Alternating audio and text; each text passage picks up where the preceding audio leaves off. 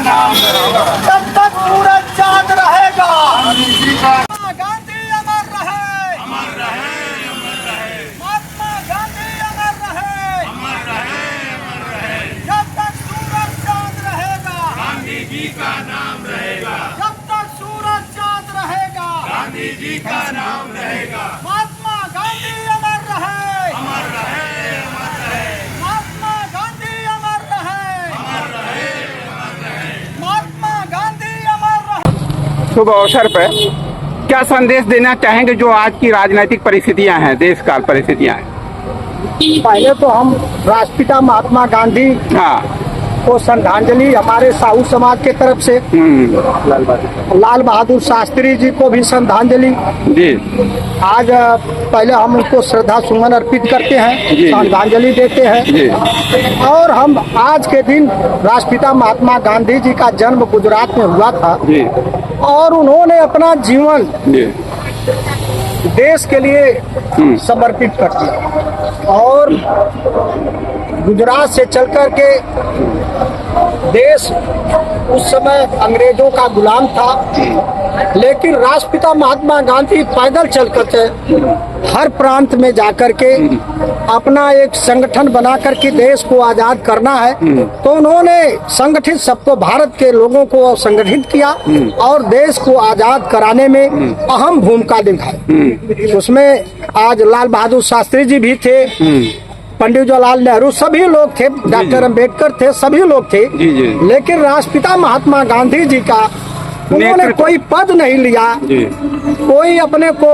जब देश आजाद हुआ तो कोई पद नहीं लिया, न प्रधानमंत्री बने न राष्ट्रपति बने, लेकिन देश के लिए उन्होंने अपनी कुर्बानी दिया। तो इसके माध्यम से क्या संदेश देना तो चाह रहे हम हैं? देश के वासियों से निवेदन करेंगे, अपील करेंगे कि राष्ट्रपिता महात्मा गांधी जी के बताए हुए रास्ते पर चलकर समाज को आप लोग आगे बढ़ाएं, देश को आगे बढ़ाएं, यही हमारा संदेश है। अपने बच्चों को अच्छी शिक्षा दें, महात्मा गांधी जी के मार्ग पर चलकर उनको अच्छी शिक्षा दे करके। महात्मा गांधी जी का संदेश क्या था? महात्मा गांधी जी का था कि हमारे देश में कोई गरीब न रहे, सत्य अहिंसा, उनके मार्ग पर चलकर, सत्य अहिंसा के मार्ग पर चलकर सबको पेट भरे, सबको रोटी कपड़ा, सबका सम्मान, सबसे प्रेम, सबके साथ प्रेम, साथ लेकर चलना, सबको साथ लेकर चलना, उनका यही संदेश था। यही संविधान का डीएनए भी है, बराबरी, भाईचारा, सहभागिता। हाँ, और यही हमारे संविधान भी इसी तरह बना था कि सबको बराबरी का दर्जा मिले, सबको भोजन मिले, सबको रोटी मिले, कपड़ा मिले, मकान मिले। यही महात्मा गांधी का एकदम मिशन था। अब अभी जो वर्तमान सरकार चल रही है उसमें महात्मा गांधी के राजनीतिक उद्देश्य और अस्तित्व दोनों को कहाँ देखते हैं आप? महात्मा गांधी के रास्ते पर सबको चलना चाहिए। क्या वर्तमान सरकार चल रही है? अब वर्तमान सरकार पूरे कर्मनिष्ठा के साथ तो नहीं चल रही है कि छात्रों को, हमारे जो नौजवान लड़की है, लड़का है, उनको नौकरी नहीं मिल रही है, महंगाई चरम सीमा पर है, अभी बेरोजगारी बढ़ी है, इसलिए महात्मा गांधी का सपना भाई पूरा नहीं। आप तो वरिष्ठ पत्रकार भी रहे हैं और हैं भी, तो आप एडवोकेट भी हैं, तो आप जीएसटी के नाम पर जो ढिढोरा पीटा गया, क्या वास्तव में वो सेविंग थी या लूट थी? अभी जो प्रधानमंत्री ने जीएसटी के लिए आदेश दिया, जीएसटी की कम होगी, लेकिन उसका सामने जब आवे कोई मतलब मिले, जमीन पर आपको कहीं दिखाई दे रहा है कोई फायदा? कोई फायदा तो सामने अभी नहीं, अभी तक तो नहीं आया। चलिए हम आप चरम सीमा पे है। जिस किताब में पन्ने लगते हैं, जो सरकार है वो ये कहती है किताब पर जीएसटी हम 18 से ले आके जो है 0 कर देते हैं जी, लेकिन वहीं पर जो कागज लगता है उस कागज पर हम सीधे 18% कर देते हैं, 6% या 10% 12% उठा करके। बात तो वहीं पे पहुंच जा रही है। 1 रुपया 1.5 रुपया किताबें आज महंगी हो जा रही हैं, कापियां महंगी हो रही हैं। तो ये इन सारी चीज़ों से आप लोग साहू समाज के लोग, क्योंकि देश को, व्यवसाय को भी और आप एक जीवंतता प्रदान करते हैं और तार्किक विचारों पर अपनी राय रखते हैं, तो आप इसको किस नज़रिए से देखना चाहते हैं? भाई जीएसटी कम करके महंगाई अगर कम करे, अभी डीजल का पेट्रोल का भाव आसमान उसको छू रहा उसके है। अंदर उसको कवर ही नहीं कर रहे हैं। गैस का भाव आसमान छू रहा है। जब उसको कम होगा तब महंगाई कम होगी जी। तब कॉपी किताब और सब चीज का काम कम होगा। जब तेल का भाव कम होगा तभी होगा। तो आप इससे दुखित हैं, पीड़ित हैं या नहीं? पीड़ित है, सभी लोग पीड़ित। हमारे जितने छोटे छोटे व्यापारी जी। हैं सब पीड़ित हैं। जीएसटी ने छोटे छोटे व्यापारियों का रोजगार बंद कराया था और कई सारे व्यापारियों को आत्महत्या तक करने के लिए बाध्य किया था। क्या वह व्यवहारिक नहीं? उस पीड़ा के लिए सरकार को कुछ प्रायश्चित करने का दायित्व तो नहीं निभाना चाहिए? दायित्व तो बनता ही है। छोटे व्यापारियों का भोजन का व्यवस्था, रहने का व्यवस्था। दूध था उसे एनएसए में डालने को किस तरह से देखना चाहते हैं? गांधी जी का जो दूध हो, हाँ। उसको जेल में नहीं डालना चाहिए, यह मेरा आप असहमत हैं उससे? देश की जनता भी आपको लगता है इस बात से असहमति रखती है? हाँ, देश की जनता। आप सब क्या सोचते हैं? नहीं सही के मार्ग पे चलने वाले हाँ, वो हस्तक तो वही होगा, क्योंकि गांधी जी इतने अच्छे मार्ग से सत्य से सबको आगे बढ़ाया और देश को आजाद करने के लिए अहम भूमिका थी। जी। लेकिन उनको भी गोली मार के हत्या कर दी गई। जिसको अंग्रेज नहीं मार सके, हाँ। जिसे मुगल नहीं मार सके, दुनिया की अफ्रीका में जाकर के जिसने आंदोलन चलाया दूसरे राष्ट्र के लिए, उसको नहीं कोई वहां नहीं मार सका।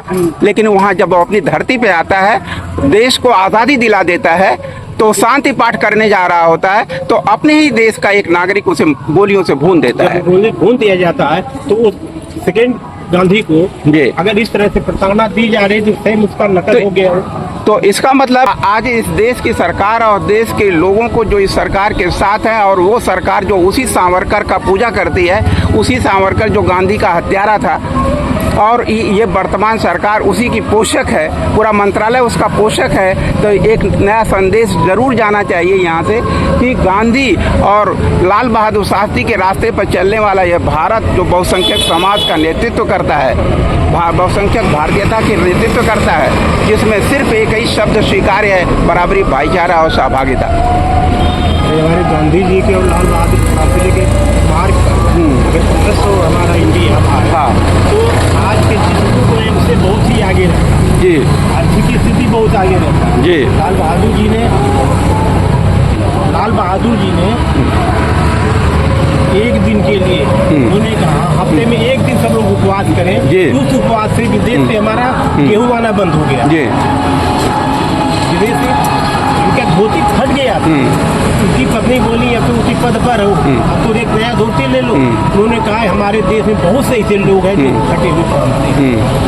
उस स्तर का आदमी का अगर सोच हो तो कोई भी एक नॉर्मल आदमी, एक खुंजा लगाना वाला आदमी भी उनके स्तर पर पहुंच सकता है। जी, तो जी। हमारा भारत तो हमारा बहुत पहला स्तर है। जी जी जी। यानी संविधान की आत्मा का जो पहली सिग्नेचर लिखी जाती है वह गांधी के चरित्र से लिखी जाती है, और उसके कर्तव्यों का निर्धारण किया जाता है तो वो लाल बहादुर शास्त्री के नैतिकताओं से किया जाता है। वो ये संविधान की लाइनें हैं जो लिखित हैं, और वो यदि ज़मीन पर ना उतरे तो निश्चित रूप से उस संविधान पर खतरा कहा जाएगा। अब 100% तो उतर ही नहीं सकता है। जी। कोई भी संविधान हो या कोई भी आदमी का चरित्र हो, कोई भी किसी का नकल 100% नहीं उतर सकता। जी। लेकिन उतरने की कोशिश करना चाहिए। हमारा भारत जो उतरने की कोशिश कर रहा है, लेकिन बीच बीच में कुछ जो अड़ंगे लग जा रहे जी। हैं, उस अड़ंगे की वजह से कहेंगे हमारी अस्थिरता हो जा रही है। और हमारे समाज के लिए, बहु समाज के लिए विशेष रूप से कुछ नहीं किया जा रहा। जी। खुंजा वाला भी आदमी परेशान किया जा रहा, साधारण दुकानदार भी परेशान। जी, जी, आपने जी। जो इसके पहले जीएसटी का क्वेश्चन किया, जी, जी, जी। वो जीएसटी अभी तक जीएसटी अधिकारियों को संपूर्ण रूप से नहीं मालूम हुआ हाँ। कहाँ 18 लगाना चाहिए, कहाँ 5 लगाना चाहिए, हाँ। कहाँ 28 लगाना चाहिए। जी। ठीक।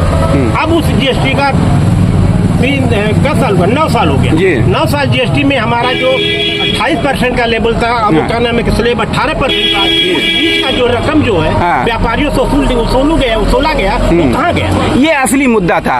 और आपका बहुत बहुत आभार बीबीसी न्यूज़ पावर की तरफ से कि आपने अपने समाज को जो शोषण का यंत्र, जो शोषण का सबसे बड़ा डंडा जीएसटी के डंडे से लगाया गया था, जीएसटी के रंग में लगाया गया था, उसको आपने उठाया। आप जो बोले स्टार्टिंग में नहीं था, हमने सभी व्यापारियों, छोटे बड़े सभी व्यापारियों को दिया गया, जी। लेकिन आज उसको कम कर करके जी। वाहवाही लूटी जा रही है जी। कि हमने कम कर दिया। यानी लूट की सेविंग, यानी लूट के सेविंग का जश्न मनाया जा रहा। जी। अब ये कहा जा रहा है कि हमने कम कर दिया, जी। सारी पब्लिक खुश है, जी। तो कम हो गया कम। अरे वो कम तो तब होगा जब लूटा है उसे वापस कर दो, रिफंड कर दो, व्यापारियों के फंड में उनको बोनस दे दो। तो उस बोनस का ऐलान कब करेगा, कौन मांग करेगा? आप ही को मांग करना होगा ना। हर जगह बस आखिरी बात। हाँ हर जगह पेंशन की व्यवस्था है। जी। व्यापारी जो शुरू से लेके अंत तक समाज का सेवा करता है, राइट। सेवा के साथ साथ अपना पेट भी भरता है। राइट। क्या उसके वृद्धावस्था में 70 साल जाने पे, जी। 60 साल जाने पर जी। कोई ऐसी व्यवस्था है कि जो उसके भाई छोड़ दें, बहन छोड़ दें, उसके बेटा बेटी छोड़ दें, बहन छोड़ दें, वो चलने के लिए, अपने पानी पीने के लिए कहीं से व्यवस्था कर सकता, कोई व्यवस्था ऐसी नहीं। बिल्कुल, ऐसे कोई इंश्योरेंस प्लान ही कम से कम उसको इम्प्लीमेंट की गवर्नमेंट करे। इस लेवल पे व्यापारी है, किस फर्स्ट सेकेंड थर्ड इसका स्लेब बना करके हाँ। 5,000 10,000 2,000 कुछ महीने का व्यवस्था सरकार से मांगे। इस अरे व्यवस्था वो में सारे जब इतना व्यापारी- अमत तबाब रहा था बंद कर दा कई सारी वजह से खत्म व्यापारियों की तरह की व्यवस्था पर करना चाहिए। जी। अरे खत्म होगा कार्यक्रम। आपने अभी जिस शख्सियत को सुना वो देवनाथ साहू, राष्ट्रीय सचिव समाजवादी पार्टी। वो पत्रकार भी हैं, एडवोकेट भी हैं, गांधीवादी जीवन चरित्र के असली नायक भी हैं। आभार, धन्यवाद साहू जी का, उन्होंने बिजनेस न्यूज पावर को टाइम दिया। और आप सबको हमारे चैनल के ये प्रयास, जो सच की आवाज है, जो बराबरी, भाईचारा, सहभागिता की आवाज है, सब्सक्राइब करिए, लाइक करिए और सबसे महत्वपूर्ण कार्य, आप अपने कमेंट बॉक्स में बात जरूर लिखें।